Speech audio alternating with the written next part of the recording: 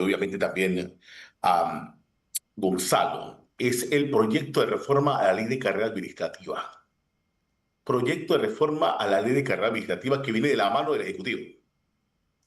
Ahí vamos a ver exactamente cómo termina el tema, porque es un tema, primero, con muchos parches, y segundo, es, me atrevo a decir, la piedra en el zapato para que el presidente Mulino, o sea, esta gestión, pueda en verdad depurar la gran cantidad de funcionarios del Estado. Así que romperá la nueva reforma a décadas de política y discrecionalidad, es la pregunta. Estaba leyendo yo una nota en el diario también La Prensa. Eh, chicos, Pues bien, Icar, seguramente hablaremos de ese tema. Mientras tanto, saludo a Cristi Ramírez. Cristi, ¿cómo me le va? Hola, feliz lunes, Icar, hola Melissa. Cristi. ¿Qué tal? Placer estar aquí. Ya veo que todo el mundo salió de la cabina. Ya todos estamos fuera de la cabina. Todos Sí, estamos fuera de No, la cabina. todos no, yo sigo en la cabina. Ah, Meli sigue ok. en la cabina. Sí, sí, sí, yo sigo acá Y en la Poncho. cabina. Pues bien, a ver, vamos a iniciar este recorrido mientras llega el profesor Cabrera. Señora Cristi, usted que le priva el tema internacional. El presidente José Raúl Mulino está en Nueva York, llegó el día de ayer, ahí vimos em, el vuelo del avión presidencial aterrizando en la Gran Manzana. Comienza mañana el debate en la Asamblea General que comenzó el pasado 9 de septiembre, en el que se espera ya con antelación que el tema de Gaza sea, digamos, uno de los principales tópicos a debatir. ¿Qué podemos esperar del señor José Raúl Mulino en su em, discurso? Discurso que espero que dure 15 minutos, así como el de todos, porque es lo que se tiene previsto. ¿Qué espera usted que vaya a decir el presidente José Raúl Mulino? ¿Me pregunta a mí? ¿Qué Sí, por espero? supuesto, estoy hablando con usted, Yo claro. sé que nosotros hemos tenido este debate en el grupo del chat, pero yo no creo que él va a mencionar mucho el tema de Gaza, si me preguntan a mí. No creo que eso, más allá de lo que uno piense personalmente del tema o no, creo que eso no está en la agenda diplomática y así lo ha demostrado de Panamá. Creo que Panamá tiene otras prioridades. Y si me preguntan a mí, Panamá va a usar ese discurso para remarcar el tema de la neutralidad del canal, que sí es una prioridad diplomática para el país.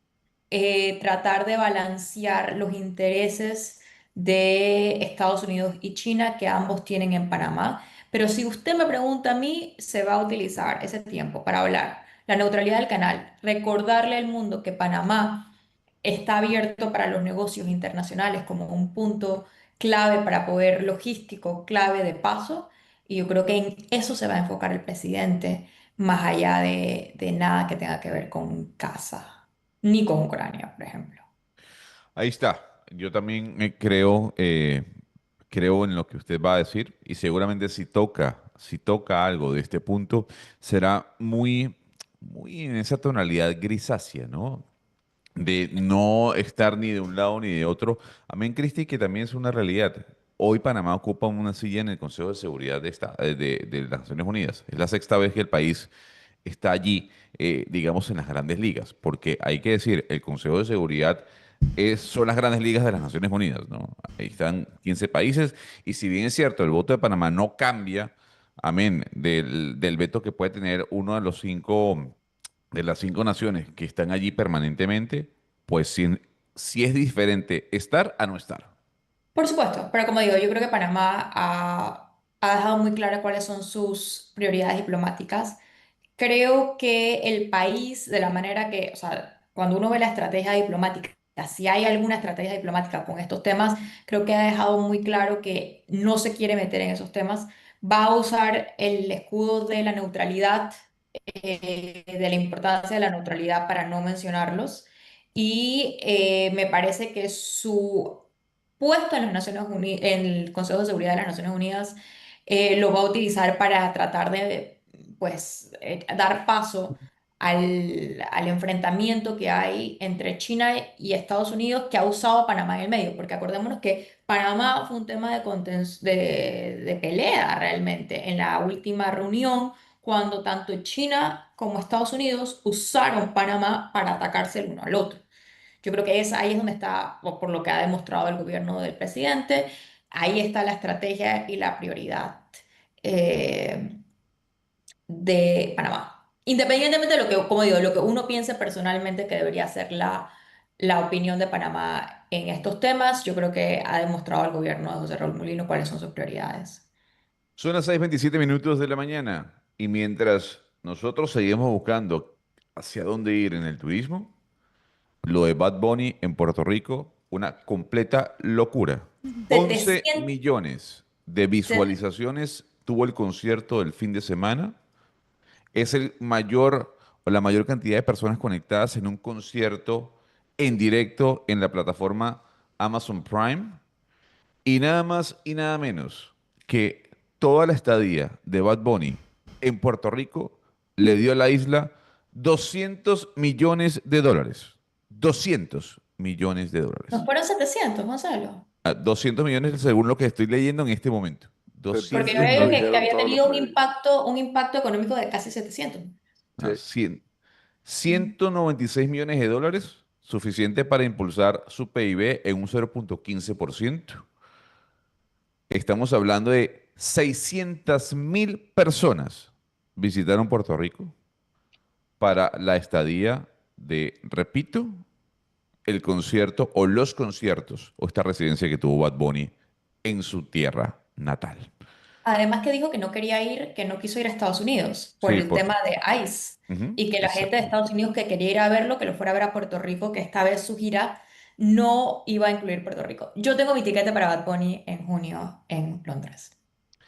Ahí está. La señora tiene su tiquete, profesor. Muy buenos días.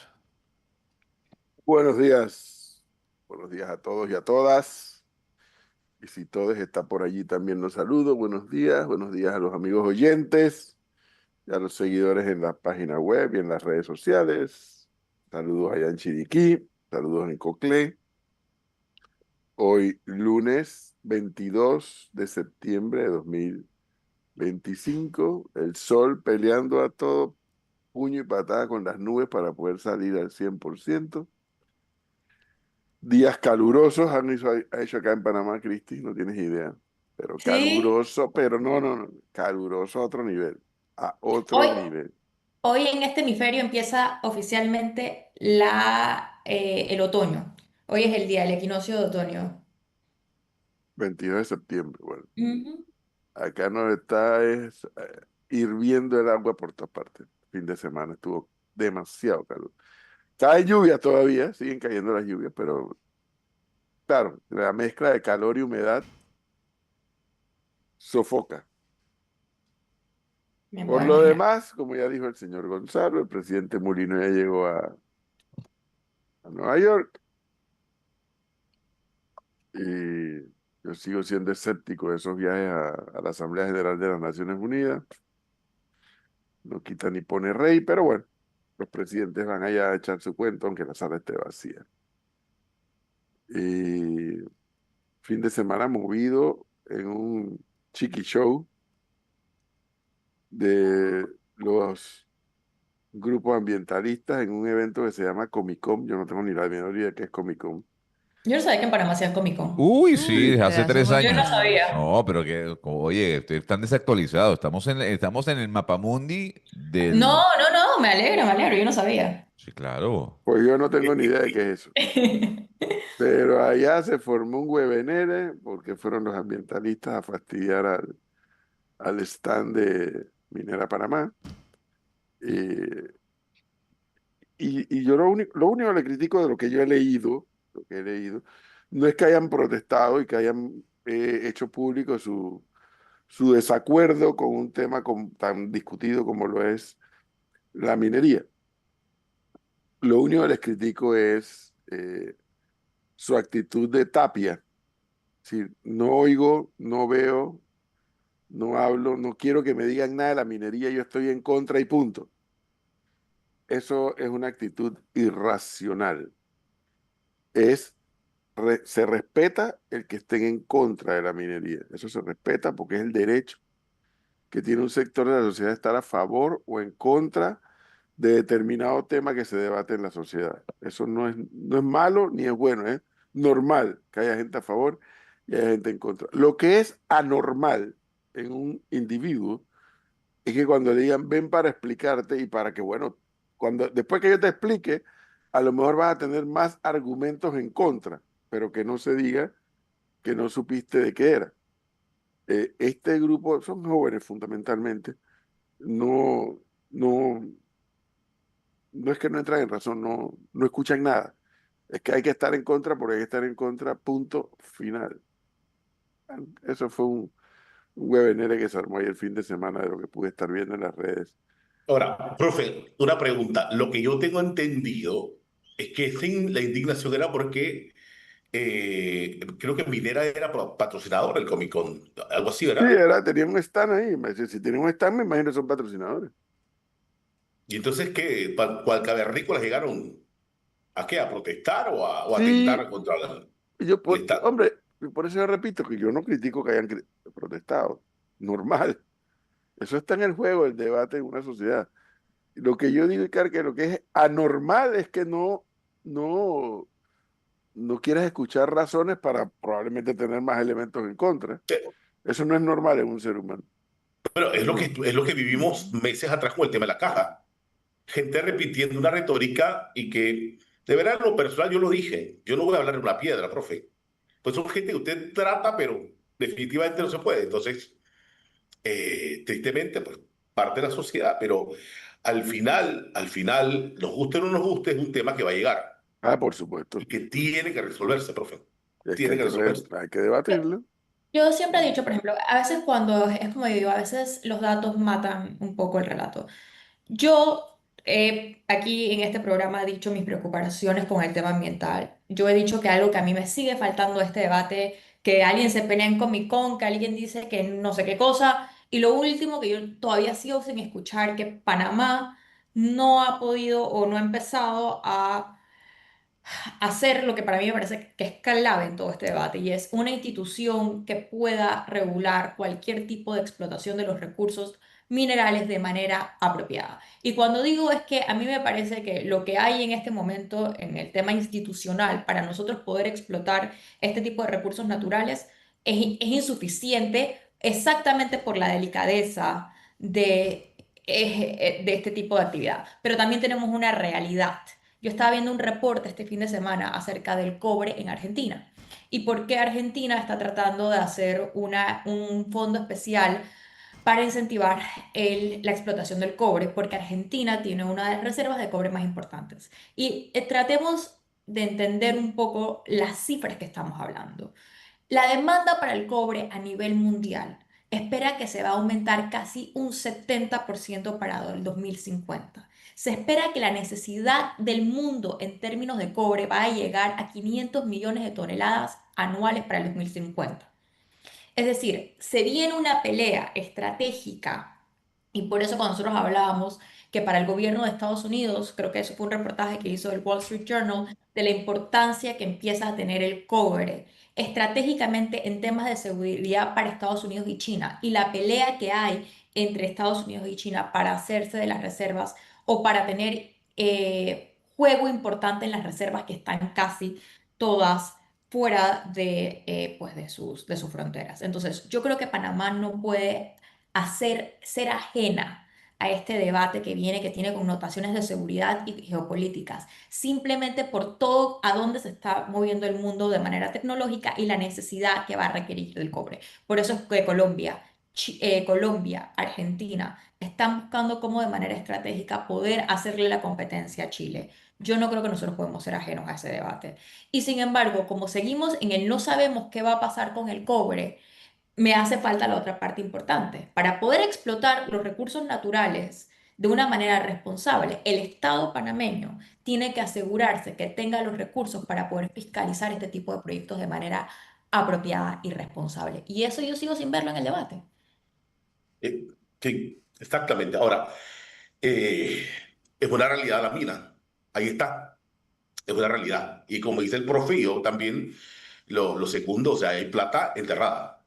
Y una empresa que invirtió.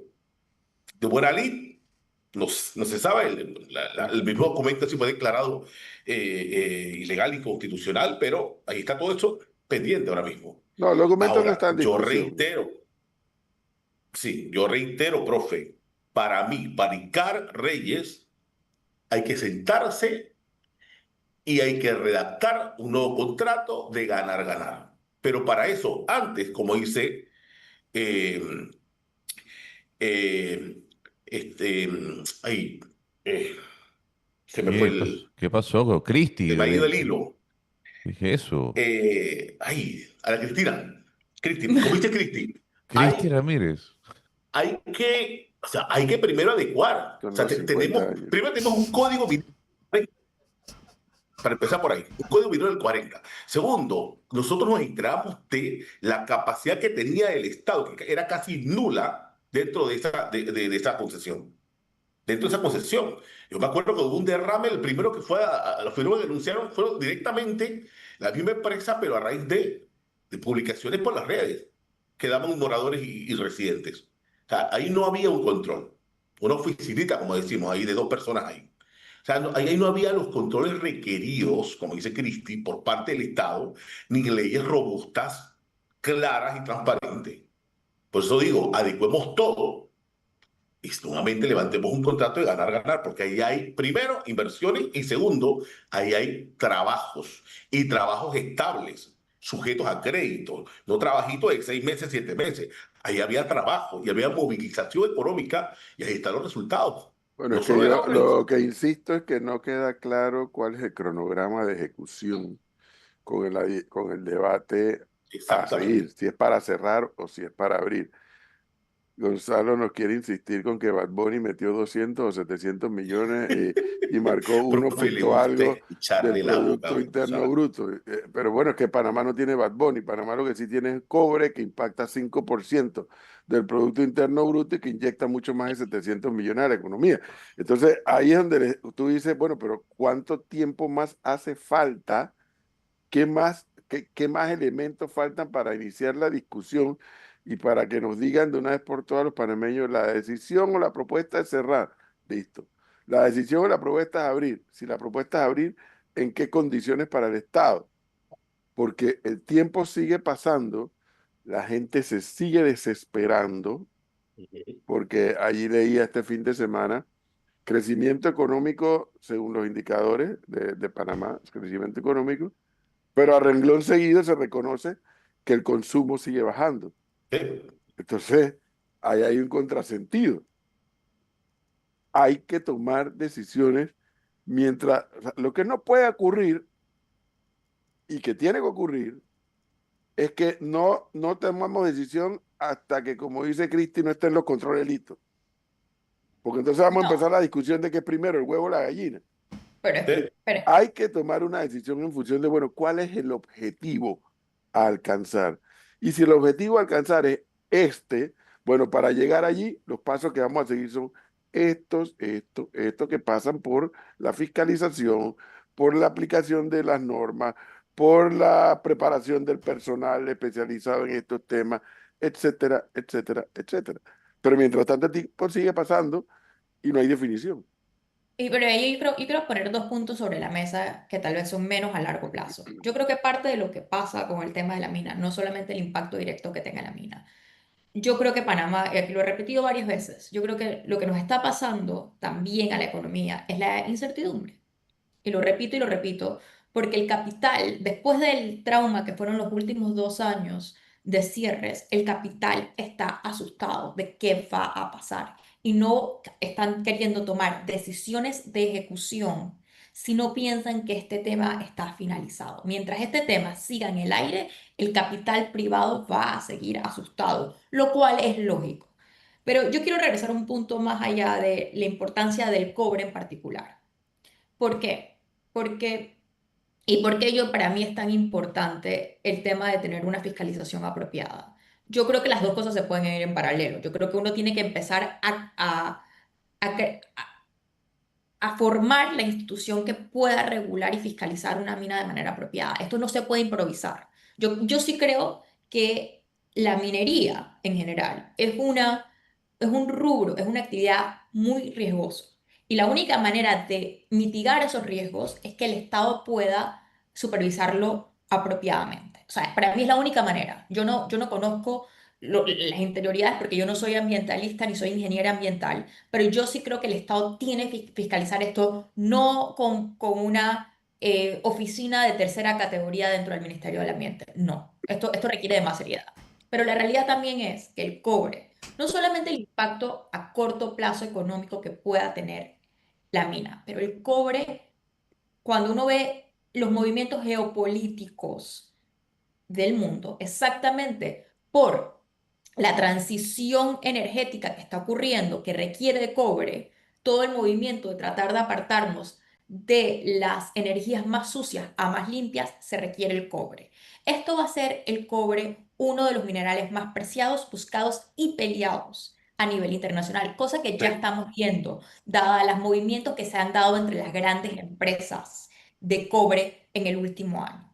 Eso es una fuerza y es una fuerza que más allá de económico te da valor geopolítico en el mundo. Yo no creo que Panamá puede sustraerse de ese debate tan sencillamente cuando va a tener tanto impacto económico, pero no solamente es económico. Si el cobre, realmente las cifras y las predicciones del cobre, que la demanda del cobre va a subir un 70% en los próximos, de aquí al 2050, ¿qué poder le da eso a los países que pueden producir cobre? Ahí lo importancia, Cristi, como dice usted, yo creo que es en el tema de la fiscalización y quién estará, digamos, atento a esa veeduría que hay que hacer sobre el proyecto minero. Lo que ocurría en el pasado, y aquí fue, digamos, un ejemplo, es que ni siquiera el Ministerio de Ambiente sabía lo que estaba pasando allá. El ministro aquí, el ministro de Laurentino Cortizo, quedó en ascuas cuando le hicimos una cantidad de preguntas sobre el tema minero que no supo responder. Ahora bien, ICAR dice, hay que diseñar un nuevo contrato. Ya sabemos, y el presidente lo ha dicho así, que esto no va a pasar por la Asamblea Nacional. Hay Sí. diputados que dicen que sí tiene que pasar por la Asamblea Nacional. Ahí entraremos un debate que al menos yo no conozco en el tema legal. Pero la pregunta que hay que hacer es, pues, ¿en qué no puede ceder el Estado panameño? Que tal vez sí cedió en el pasado.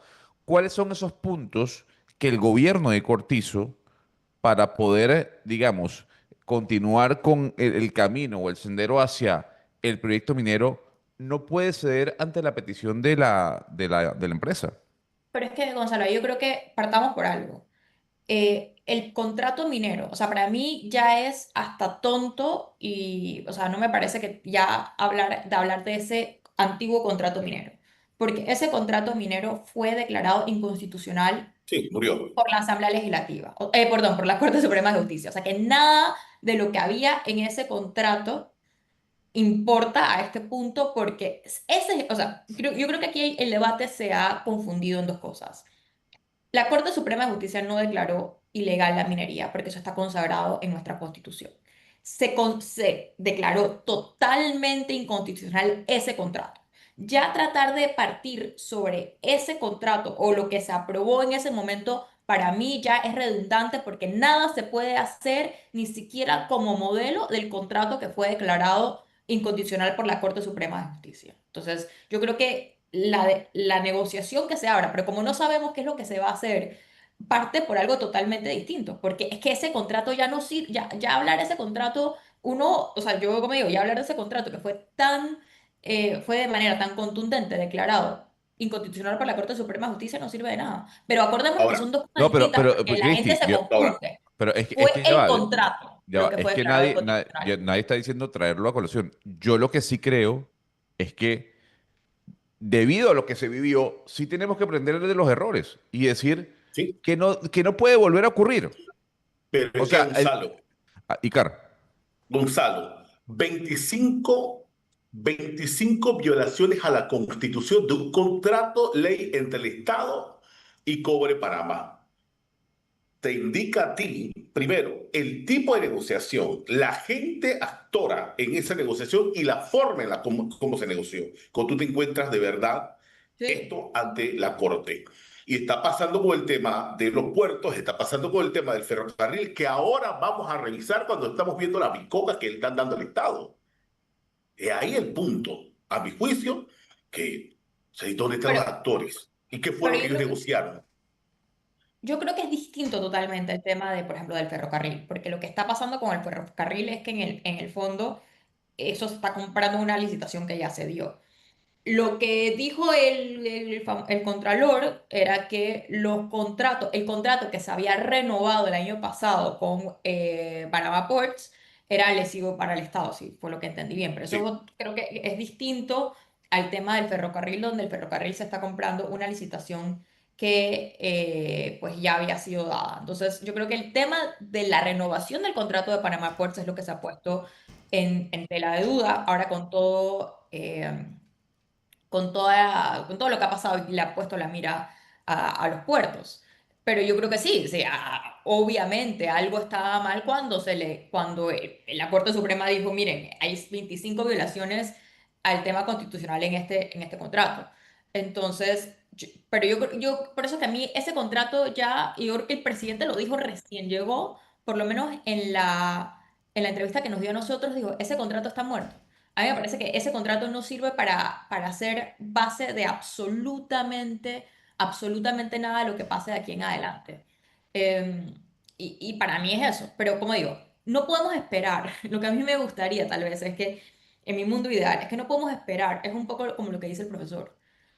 No podemos esperar a tener la institución lista para, eh, para poder echar a andar el proyecto. Pero al mismo tiempo no podemos esperar a tomar una decisión. O sea, si yo fuera el gobierno, exactamente por la desconfianza que hay en este momento con el tono de la minería. Yo diría, antes que nada, porque Panamá tiene otros recursos, yo voy a empezar justo en este momento que no estamos escuchando nada.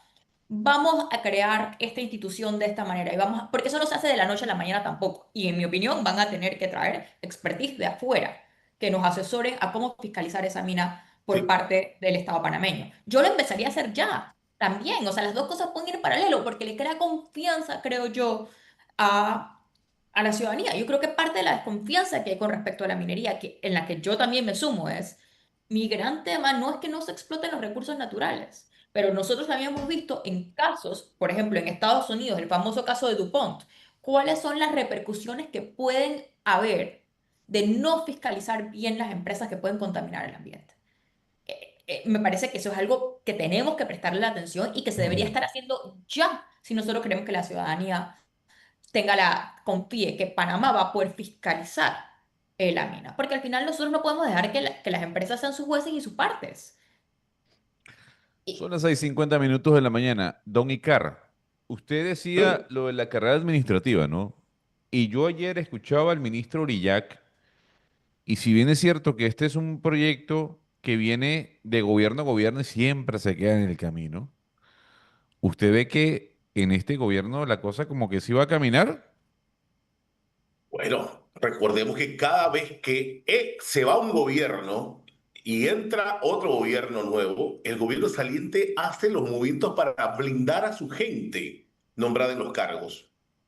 Y cuando entra el nuevo gobierno que necesita barrer para nombrar a su gente que le dio voto, se encuentra entonces que no puede nombrar porque se hicieron ajustes a la ley de carrera administrativa que te hace casi imposible, pues, prescindir de ellos. El presidente lo dijo en varias ocasiones, y usted lo escuchó, Cristi lo escuchó, profe Beli, y también Gonzalo en las conferencias de prensa, y lo dijo una vez, aquí, incluso aquí, no los puedo votar. O sea, señalando presidencia. Porque hay normas que los amparan, porque tienen un hijo en una condición, porque tienen una enfermedad, porque uno no sé qué. Perfecto. Pero esa gente también, aparte obviamente de los jubilados que todavía necesitan de seguir trabajando porque no le alcanza la plata, hay una serie de situaciones, ya está, la parte legal, porque la Corte ya decretó del derecho al trabajo, pues no puedes prescindir de ellos, hasta que ellos decían irse.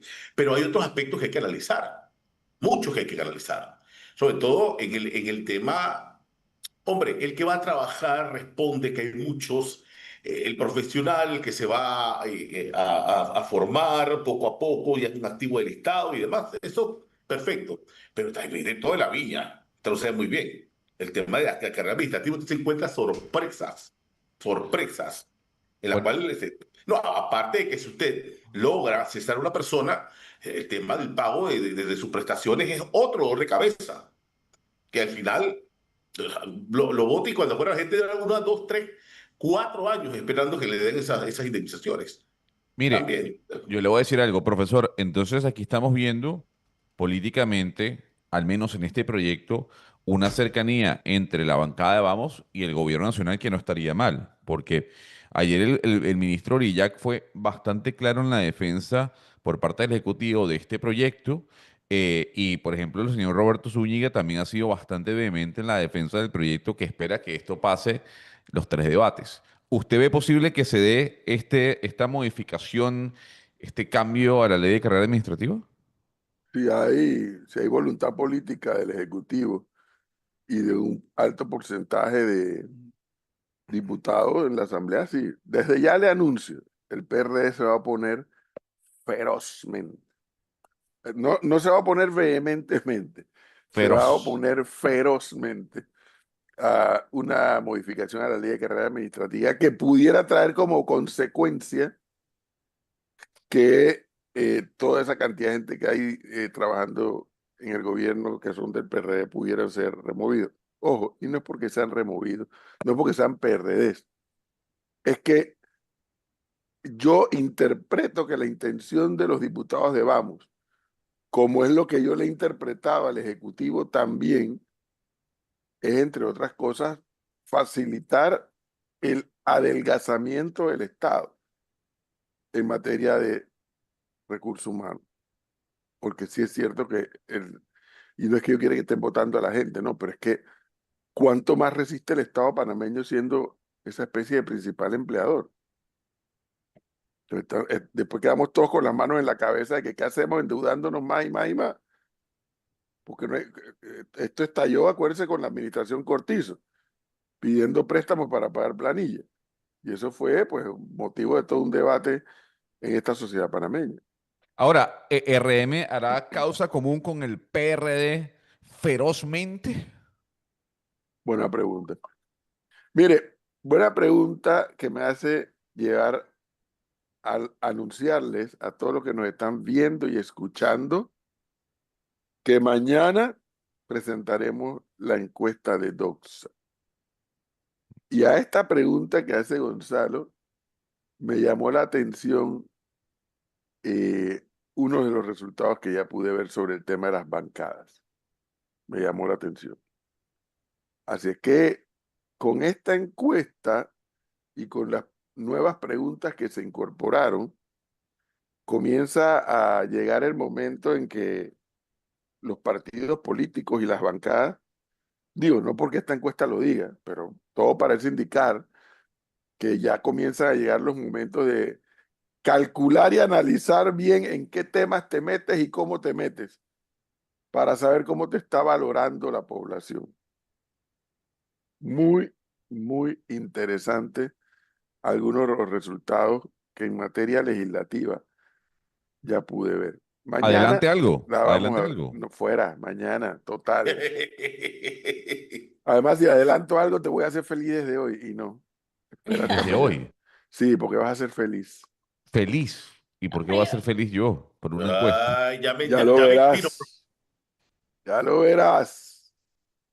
Pero un poco profundizando en el tema de la carrera administrativa, yo con el tema de qué es lo que ha pasado, de por qué se ha abultado tanto, es porque a medida que nosotros, y esto fue en el momento épico, fue la pandemia, donde se perdió el empleo privado y se ha ido perdiendo el empleo privado. Lo que ha hecho el Estado es una manera de subsidiar la falta de empleo y es contratando. O sea, uno, y creo que lo he explicado aquí varias veces René Quevedo, uno puede ver la línea de cómo se pierde el empleo privado y prima el empleo público. Eso es insostenible para ningún país que tu mayor fuerza, no que tu mayor empleador, pero que tu mayor fuente de empleo al final del día sea simplemente el empleo estatal. Pero eso tiene una segunda parte que es perversa. ¿Por qué?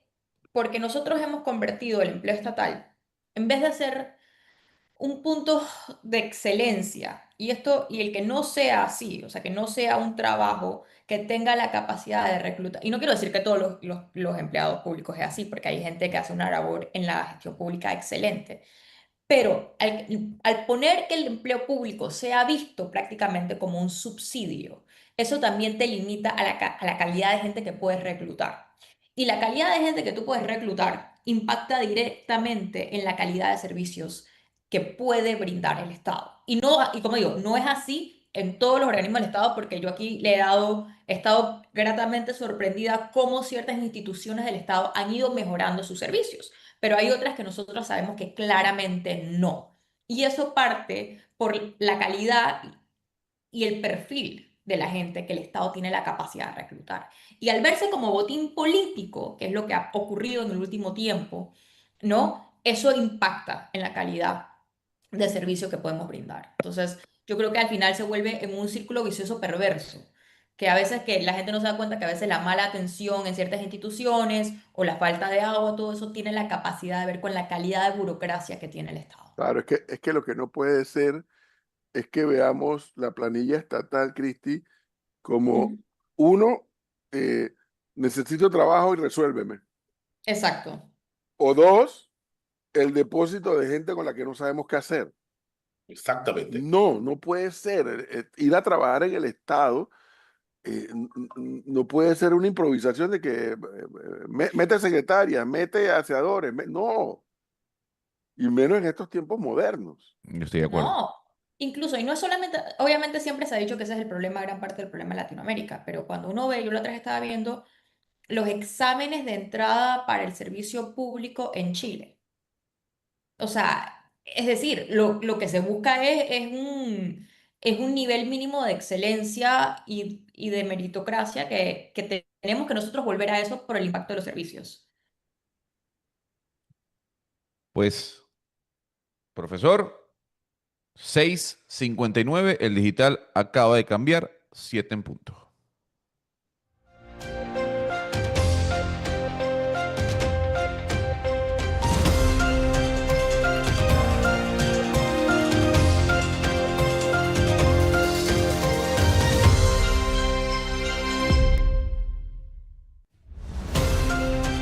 En Panamá en directo, el profe opina.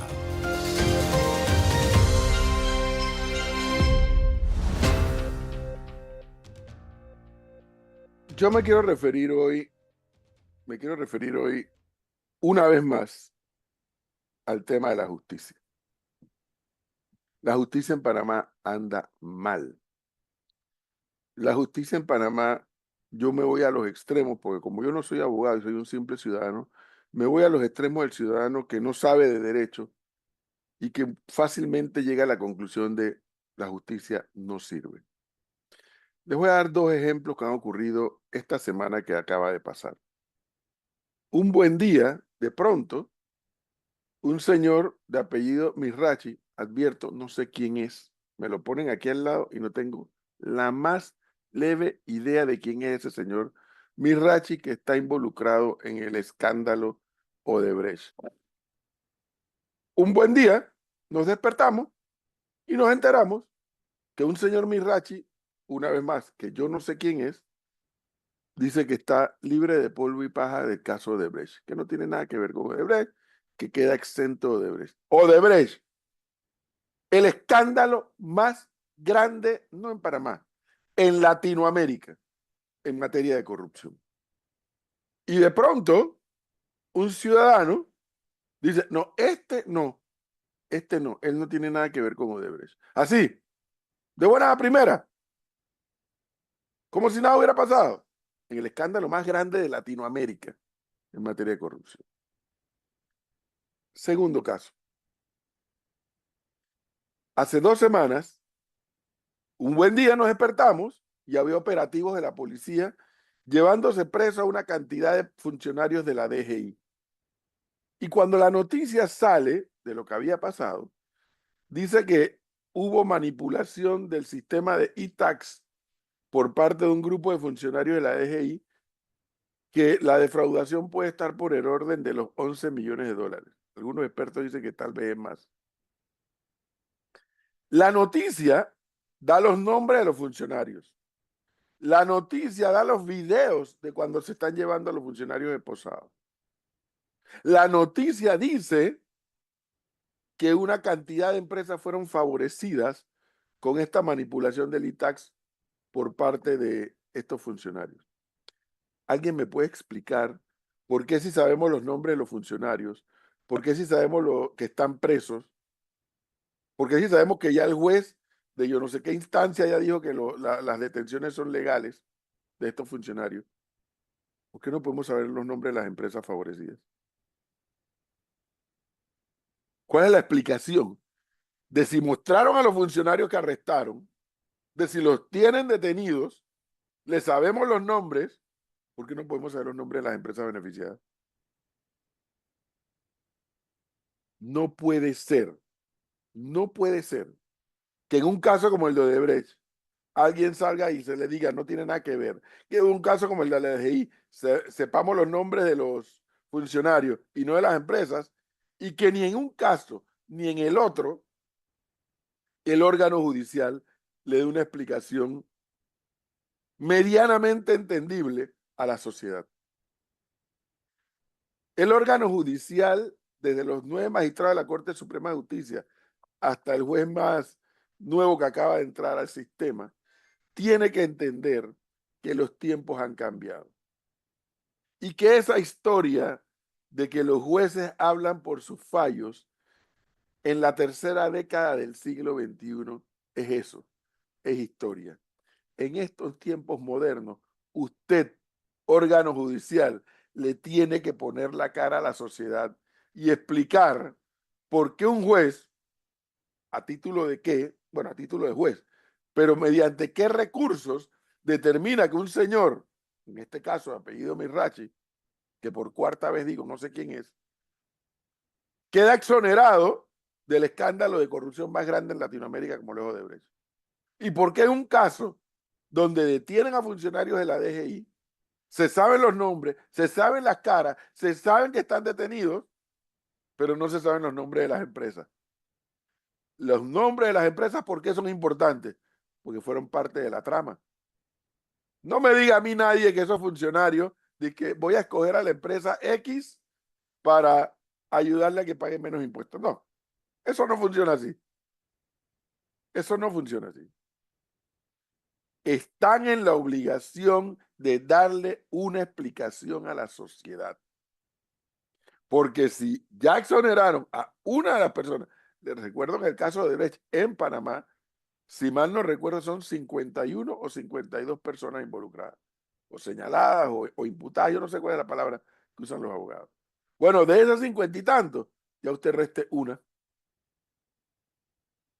Y nadie explica por qué. Un juez sentado, un día se paró y dijo, sáquelo, sáquelo de la lista. Yo me imagino que los otros 50 y tantos se están frotando las manos. Dice, si él salió, yo también salgo de la lista del escándalo de Brecht. Mientras que en otros países, hasta un expresidente se quitó la vida para no enfrentar la situación. Acá en Panamá, la justicia, que no sirve, no puede avanzar en el caso de Brecht.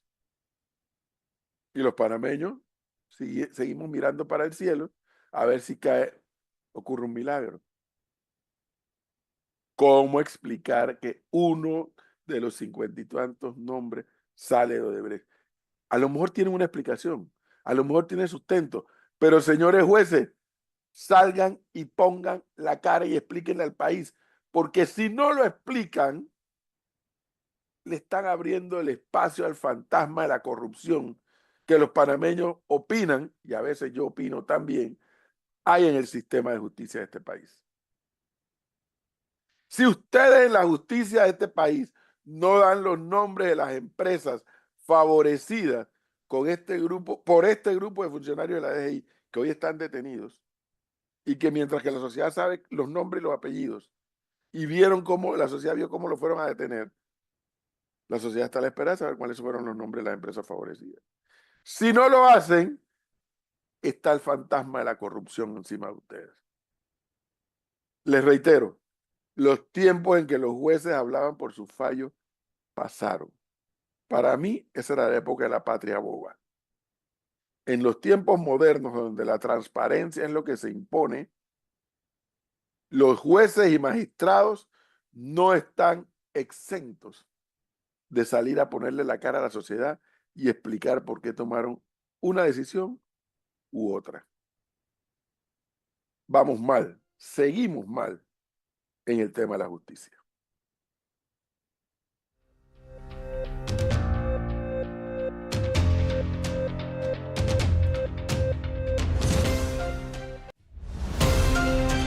Esto fue El Profe Opina en Panamá en Directo.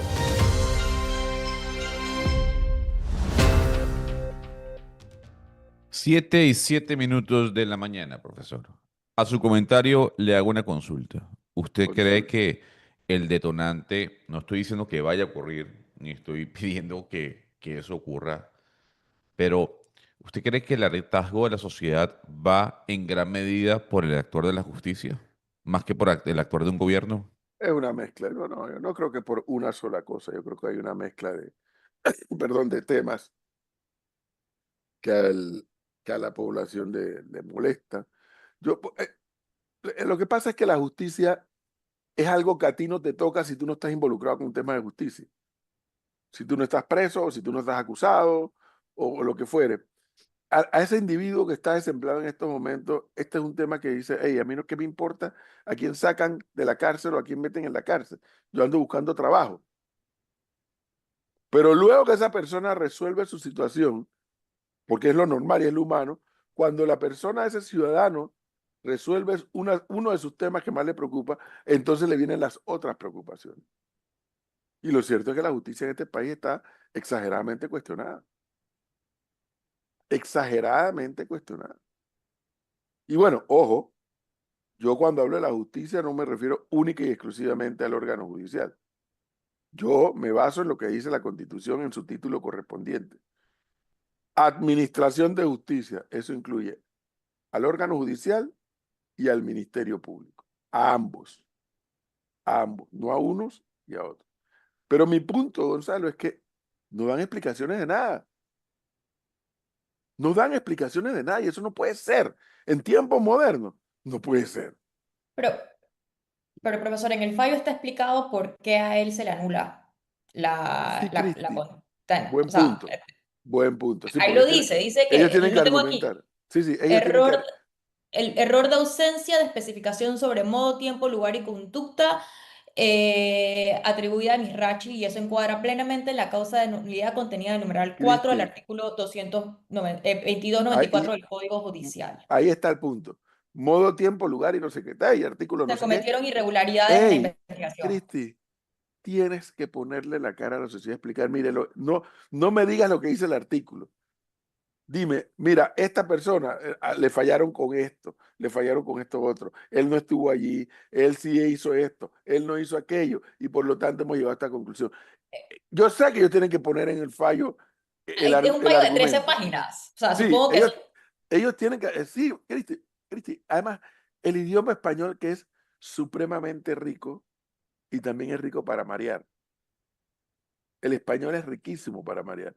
Y por eso ese fallo de 13 páginas pudo haberlo convertido en 25, si el juez hubiera querido.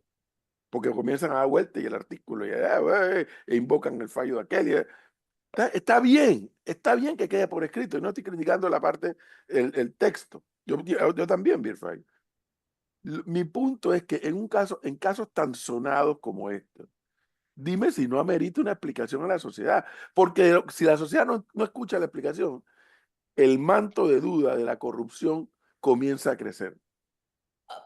Yo concuerdo, pero también, o sea, a mí me parece que es un poco difícil poner a la justicia en un rol casi político, porque nosotros aquí, y creo que aquí lo dijimos, que con el fallo de la mina habíamos puesto a la justicia prácticamente a legislar para las gradas. Aquí en la noticia de la prensa dice que los tres magistrados que firmaron el el fallo, yo no me he leído el fallo, entonces no puedo decir si lo que la interpretación del periodista de la prensa es correcta o no, es que coinciden que se cometieron irregularidades en la investigación, por lo que corresponde declarar la nulidad para salvaguardar de manera efectiva las garantías fundamentales de Mirachi y asegurar que la imputación penal se ajuste estrictamente a los requisitos de la ley.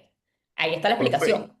sí, profe Cristi, acá tengo más datos. Miren, la parte técnica obviamente la sabemos, el 16 de septiembre del 25, divulgado en el edicto tal. Pero dice claramente, de acuerdo con la investigación, Mirachi, padre del actual alcalde del distrito de Panamá, habría trasladado fondos de Odebrecht a través de Caribbean Holding Service Ltd. hacia cuentas de allegados de los expresidentes Juan Carlos Varela y Ricardo Martinelli. Sin embargo, la fiscalía no logró precisar ni el tiempo ni el lugar en que se realizaron dichas transacciones, ni la participación individual de Mirachi en los hechos investigados, lo que debilitó la acusación en su contra. Ahora, el amparo que fue concedido se sustenta en el principio de legalidad y tipicidad, según lo dijeron abogados de Mirachi, quien argumentaron que en el año 2009 la compañía Caribbean Holding Service, creada en el 97 y con cuentas de un banco de la localidad donde está la misma fecha, recibió dineros para la campaña electoral de 2009 y solo en ese año. Ajá, Mirachi era firmante y beneficiario de esa cuenta, eso es lo que dice. Ahora, yo no estoy defendiendo, además ese señor es el padre del actual alcalde y era cuñado del expresidente Martinelli, porque estaba casado o era la pareja de la hermana, si mal no recuerdo, en ese momento. No, yo no quiero entrar a defender al señor, porque es que no sé, más allá de las dos cosas que yo sé de él, que era el padre de Mayer Mirachi, que estuvo también en otro problema con el tema de la empresa Cryptex, y que además era el cuñado o en ese momento pareja de la hermana del expresidente. O sea que yo no voy a defender aquí al señor, pero la explicación está en el fallo de por qué se declara nulo. O sea, no podemos decir que no está, ahí está, la noticia además de la prensa lo reduce. Eh, yo la otra parte, tal vez la comparto más, que es por qué se mencionan a los funcionarios y no a las empresas. Eso me parece a mí que es como elegir poco a poco, pero uno puede sentarse a leer el fallo y explicar, y ese Sí, debería ser el papel de No, la Corte Suprema de Justicia. a ver, es que aquí Individualmente, yo no creo que la Corte Suprema de Justicia pueda ahora individualmente dar explicación, salir a hablar y dar una conferencia de prensa persona por persona, caso por caso. pero es que pero tú, Cristi, un momentito, no, un momentito. ajá, Es que casos hay todos los días en la corte y en los tribunales y en el Ministerio Público. Pero un caso como el de Odebrecht, fíjate los vínculos que me acabas de darle el señor, que es el papá del alcalde, a mí eso ni me va ni me viene. Que era cuñado de Martinelli, y ahora, que no, él no tiene nada que ver.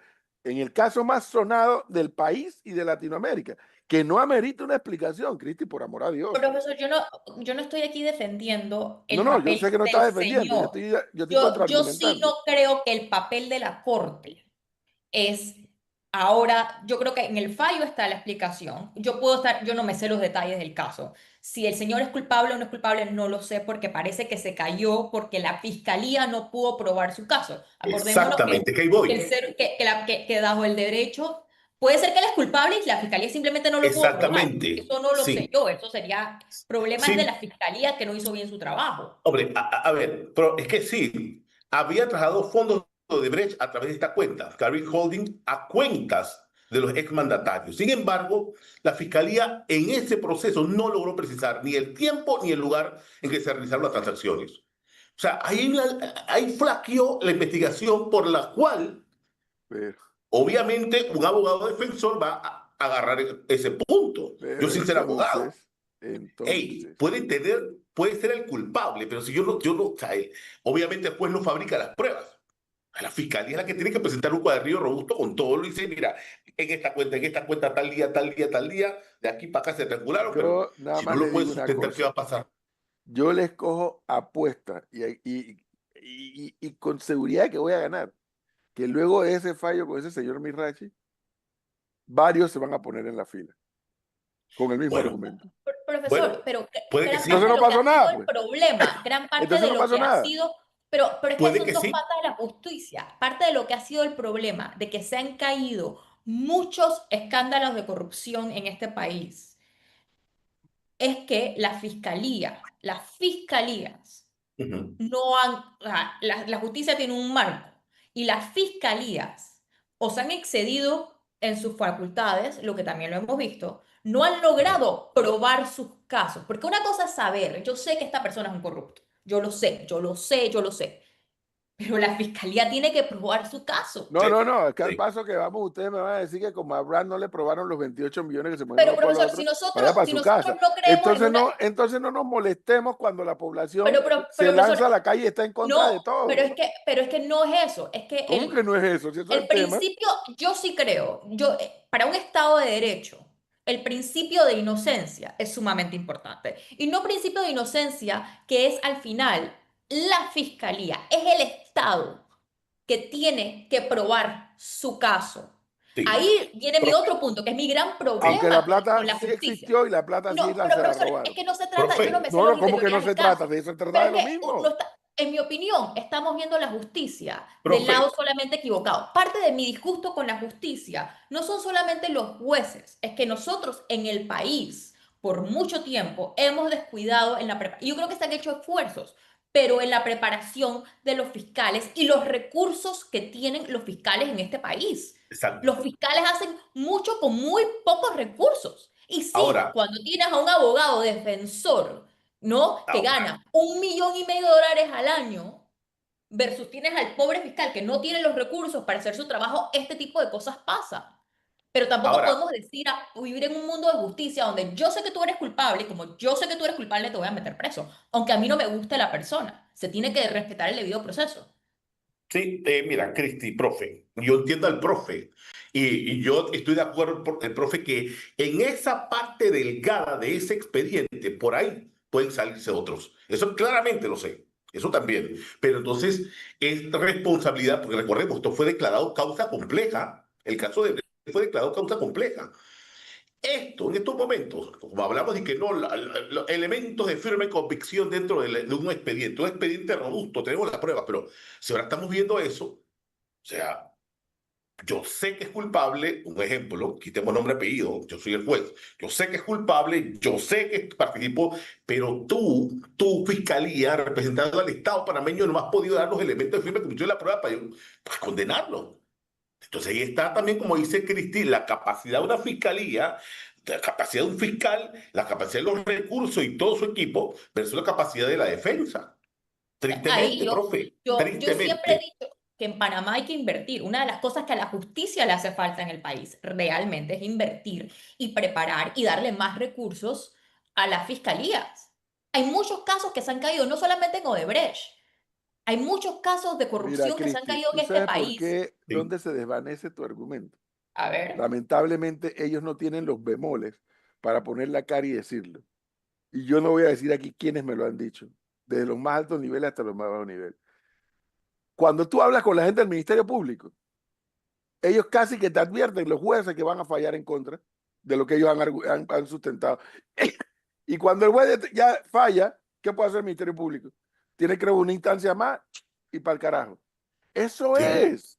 Profesor, sí, yo creo que Yo yo creo pero que eso también, no, pero es que y este eso no es un también problema nada pasa. más de creer, es un No, no problema de es. saber lo mal que está el Yo sistema. El estoy sistema está mal y está mal porque sí, está en manos de gente que no tiene el vuelo para estar administrando justicia, ni en un eso es lado cierto. ni en el otro.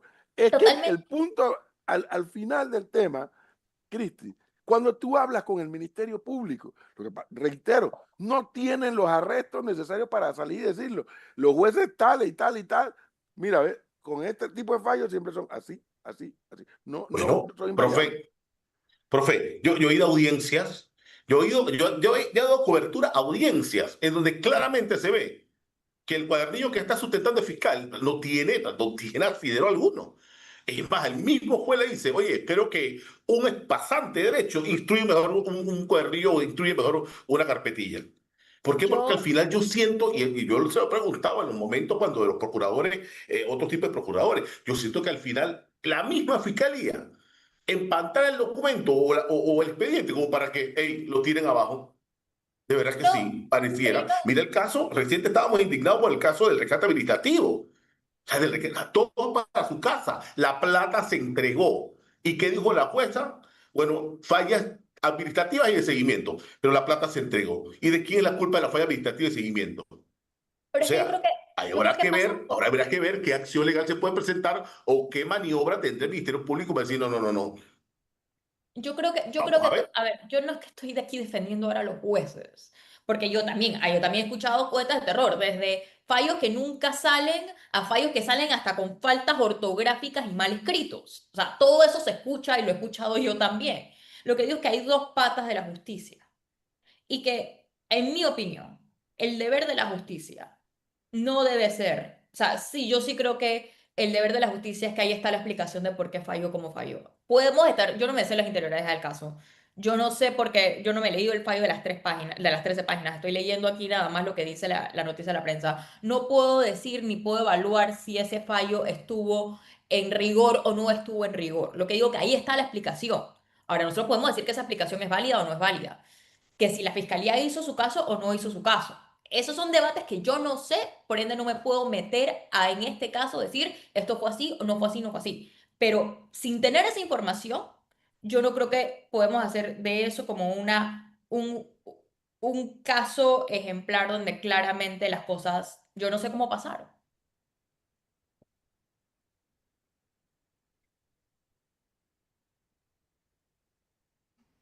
Oye, ¿qué pasó? No, Sí, en ya. silencio nos Quedamos en quedamos. silencio. Ah, Sí. no, no. Bueno, yo porque estaba aquí leyendo una información que me estaban enviando. Aquí hay alguien que me dice, sí, tienes razón en un punto. En otras sociedades, en el órgano judicial hay voceros que salen y dan las explicaciones, obviamente debidamente instruidas por los magistrados. Aquí yo sé, a mí me consta de dos, y me consta porque me hablaron directa y personalmente. El entonces magistrado presidente de la Corte Suprema de Justicia, Harley James Mitchell, y la entonces presidenta de la Corte Suprema de Justicia, Graciela Dixon. Estuvieron haciendo esfuerzos por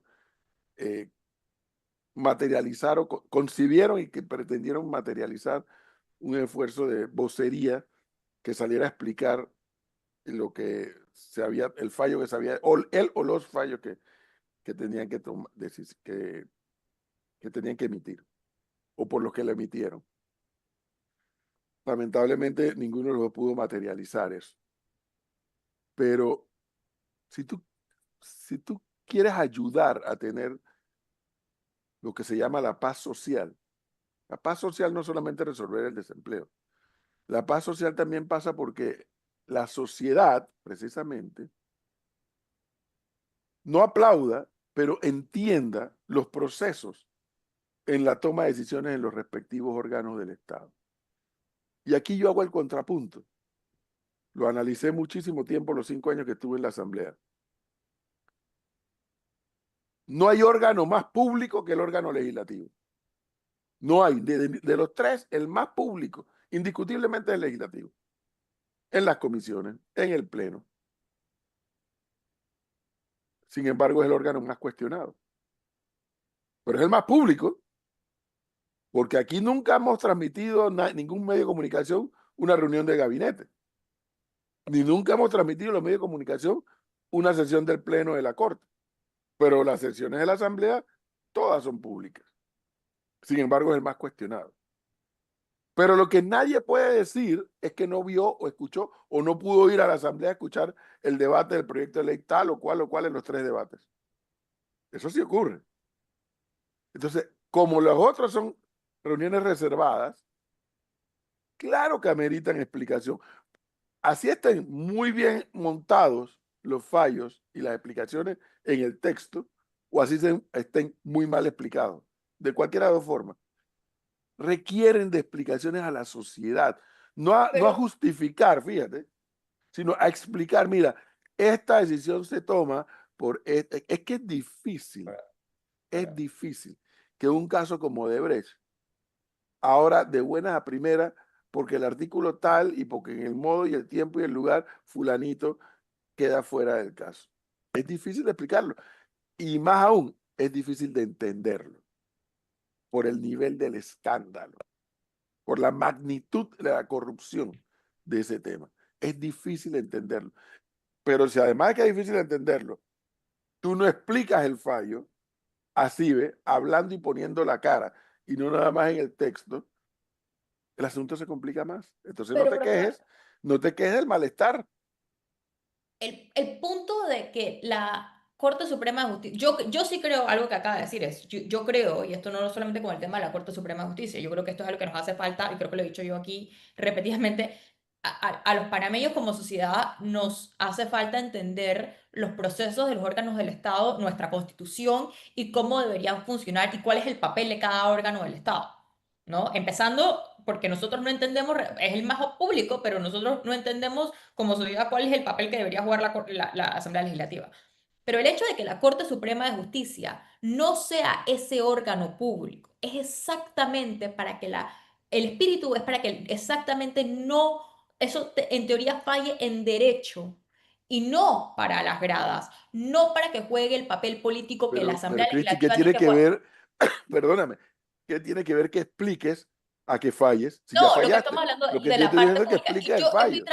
estoy tratando de hacer memoria, por lo menos en los países que yo conozco y en la Corte Suprema de Justicia que mejor conozco, que es la de Estados Unidos, cómo funciona. Y no, yo me acuerdo que cuando pasó el fallo, ahora acaba de salir un libro de la magistrada de la Corte Suprema de Justicia tratando de hacer docencia de cuál es el papel de la Corte Suprema de Justicia en Estados Unidos porque ha sido muy cuestionada. Pero ese espíritu de que los jueces hablan por sus fallos. Yo me acuerdo que cuando salió un fallo, el fallo de que derogaba a Roe, yo me senté a leerme todas las páginas del fallo. La explicación está en el fallo. Tenemos tal vez como ciudadanos aprender a leerlo, pero no es el trabajo de la Corte Suprema de Justicia.